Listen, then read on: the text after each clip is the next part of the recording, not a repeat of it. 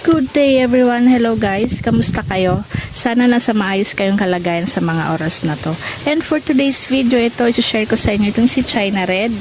Ayan, na-air layering ko siya mga 3 months ago. And ayan, hindi talaga pare-pareho. Minsan ang iba 2 months pa lang meron ng roots. Ito, ayan o, nakikita nyo ba yun? Yan yung roots niya. Ayan, so i-propagate na natin siya kasi medyo leggy na. And itong pinaka best time na mag-propagate kasi tingnan nyo guys, wala pang papausbong na bagong dahon niya, kakausbong lang nito guys. Oh. Kasi napansin ko minsan kapag nagpo-propagate ako, kapag mayroon pang new leaf, yung papasibol pa lang, yung hindi pa nag-unfurl, kapag ginalaw natin sila, tutubo siya ng maliit kasi syempre na-stress. So ito yung pinaka the best time.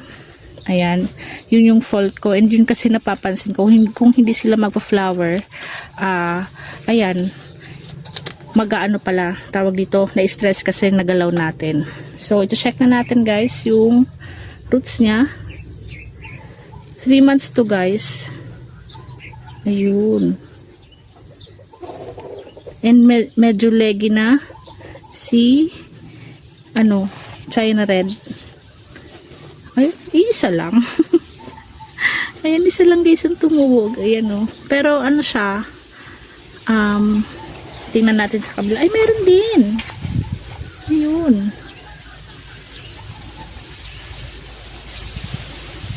Ang tipid niya mag-roots pero, hindi niyo makikita. Pero medyo mataba yung roots niya. Ayan. 3 months na to guys. Simula nung na-propagate ko. Pero ang ganda ng So ikakat lang natin dito guys, and para magkaroon ulit siya ng sili dito sa may baba. Ayan.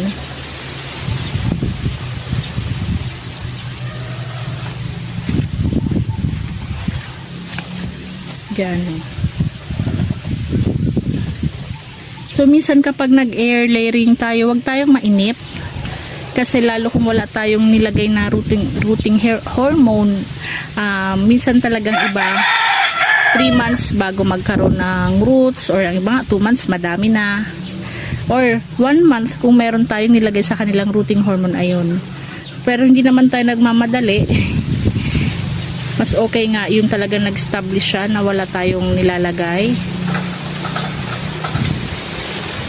Ayun. Ayun, may mga pa siya. So, maalis na tong isang dahon niya. Ito talaga, nabili ko guys, na to, ganyan na siya. Kaya, ayan, kapag na-propagate natin siya, ang gaganda na ng dahon niya. Ito lang yung pangit, oh. So, ito guys, ikakat na natin siya. Ayan. So, puputulin kita, magpaparami tayo. Ayan. So minsan talaga nagpapaalam ako sa kanila guys para hindi sila magtampo. Sorry, magpaparami lang tayo. Ayan. So kakat ko dito.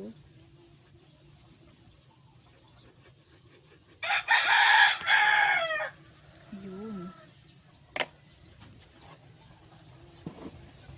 So ito na guys, lagyan natin siya ng fungicide.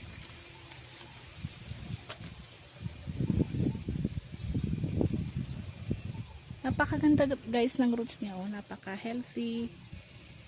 At yung pinagputulan natin, syempre wag na natin kakaligtaan. Ay, natabunan na siya. Dapat nga nalagyan siya agad ng lupa. Dapat fungicide agad. Medyo malalim kasi yung pinag-anon ko sa kanya. At yan, mag-aantay tayo mga 2 months to bago ulit tumubo. Bawasan ko lang yung niya. Dito ko muna ilagay. Ayan. Nabili ko yun si China Red pala guys ng 100 pesos, and malaki na siya. Medyo mother type na. Ayan guys, oh.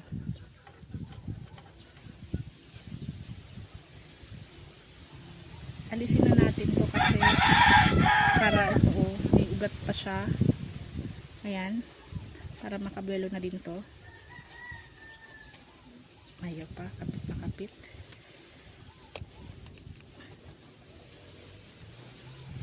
Ay, may uod na nakasiksik. Huwag ka dyan.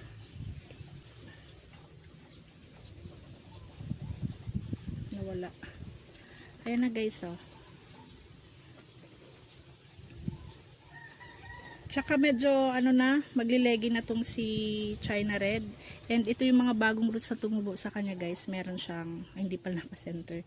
Meron siyang, ilan ba to? Sa mga limang matatabang roots. Ayan. Limang malalaking roots din. Ayan, oh. Yung pinakauna guys, pinakauna ko pa mga 3 years ago ata, nagtry ako mag air layering at wala pa atang 1 month kinalikot ko agad. So sabi ko, ba't wala pang nagtumutubo sa kanya? Ayan na ba yun? Ba't wala pang tumutubo? At ito na guys, itanong na natin tong si China Red. Ayan. So yung ginagamit ko guys is lang naman, rice hull and loam soil. Tsaka medyo leggy na kasi to si diba? Si China Red. Ay, hindi niyo pala nakikita. Ayan.